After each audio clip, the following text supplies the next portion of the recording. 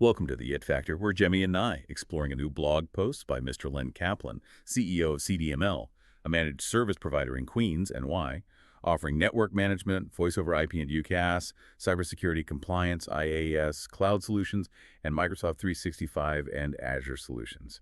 If you're a small business owner or manage IT for a growing organization, this deep dive is for you. Absolutely. Today, we're diving into Mr. Kaplan's post, What Happens After Windows 10 End of Life, and what it means for regulated businesses. And this isn't just your standard tech update. For anyone handling sensitive data, which, let's face it, is probably most of you listening, this is really a critical compliance deadline coming up fast. Okay, yeah, let's get right into that. The hard deadline he mentions is October 14, 2025. That's AirMere, Windows 10, end of life. But the immediate worry, the really practical thing Mr. Kaplan points out, is that your PCs, well, they'll still work, they'll turn on, but they stop being protected. Exactly. And that lack of protection, that's the real crux of the issue.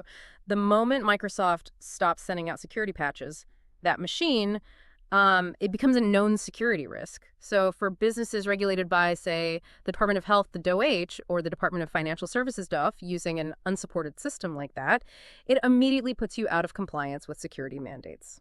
Okay. But hold on, if the system is still technically running, couldn't a business maybe argue there's a small grace period while they're getting the replacement sorted?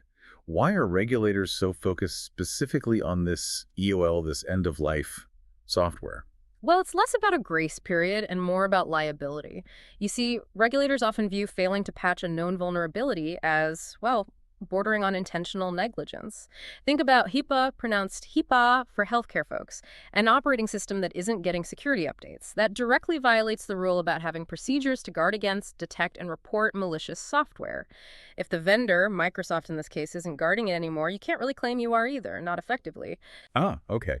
And I'm guessing it's a similar story for financial firms? Very similar, yes. Mr. Kaplan mentions NYDFS 23 NYCRR 500, that's a big one for New York businesses, requires a very formal cybersecurity program. But the principle applies broadly. You've got federal laws like GLBA, the Gramm-Leach-Bliley Act, and state rules like the NY Shield Act. All of them require reasonable security measures. And the key point from the blog post is this. Regulators, and maybe even more importantly, insurers, see using end-of-life software as fundamentally unreasonable. You're basically choosing to accept a known risk. Right. Unreasonable. And that must be where the financial danger really spikes, because the blog post brings up this slightly confusing point about Microsoft 365 apps. They'll apparently still work on Windows 10 and even get security patches until, late 2028. But they're frozen at an older version. It almost sounds like a temporary fix. It sounds like it, but it's really more of an illusion of safety. And this is, I think, the most critical thing for you listeners to grasp. This directly impacts your cyber insurance. Even if those specific M365 apps get their own patches, if the underlying system, the Windows 10 OS itself, is the weak point that leads to a breach, your whole environment might not meet your insurer's standards anymore. Whoa. So you mean if there's a breach traced back to that old Windows 10 machine, Yeah. the insurance company could actually just deny the claim, void the policy? That's precisely the risk Mr. Kaplan is highlighting. It's like, imagine driving a car that technically runs, but the manufacturer stopped making airbags for it years ago. You might keep the oil changed, but you ignored a fundamental safety flaw. If you crash because the known flaw caused it, yeah, the insurer might say you didn't uphold your end of the bargain.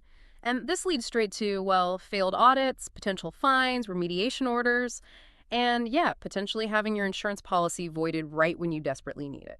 Okay, that's stark. So planning needs to happen now. What are the main actionable steps the blog post recommends people take immediately? Right, immediate planning is key. First step, inventory. Know exactly which machines are still running Windows 10 and how critical each one is to your operations. Second, plan the migration. Whether that's upgrading to Windows 11 or buying new hardware, get that plan in place well before the last quarter of 2025 hits. Don't wait until the last minute.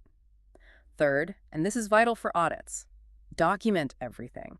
Write down your migration plan, the timeline, the steps, and put it in your WISP, your Written Information Security Program.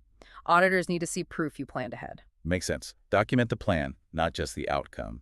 And the last step. Update your employee training. Make sure your staff understands why these systems have to be replaced. It's not just about new features. It's a compliance requirement.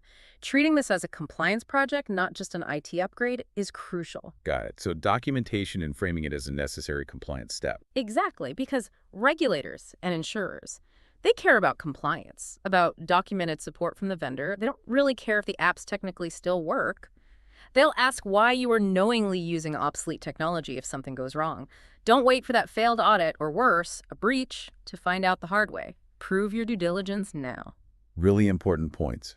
If you found this deep dive useful and it helped clarify your Windows 10 compliance picture, please do click that thumbs up button. Till next time.